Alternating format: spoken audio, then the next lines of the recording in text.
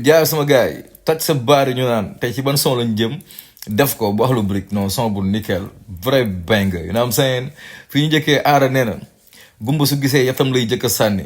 gumba su gisee yatam lay jëkk a sànni foofu li aara bëgg wax mooy lan que les hommes sont ingrats généralement nit ñi dañuy am li ñu lay jàppee mooy intérêt bu ñu amatul si yow intérêt rek dañ lay bokk quoi you know what I'm saying loolu la bëgg a wax quoi tant que yaa ngi am ñi la jaa ngi leen amal njariñ rek dañ lay jàpp mais boo demee amatul leen njariñ rek il te jette ani Cheikh Amar ñu ko daan biiw gisatul kenn ani El Hadj Diouf ak mbëri gisatul kenn ñu ne ko aara pare nga mu ne boo ñaanul yàlla day mel ni nga joxoo tailleur mesure bëgg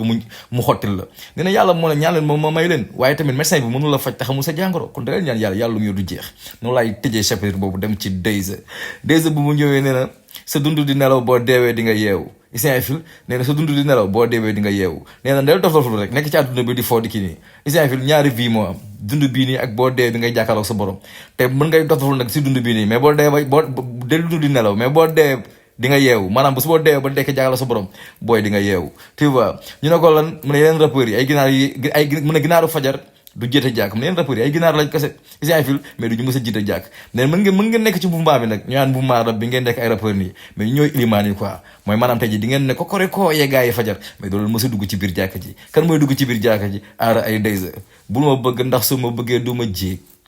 budul aara war a Dayza ñi ci des bindal réeb def ko daf leen ngeen kii son bi dama na moon chronique mën léegi sama gars yi what's up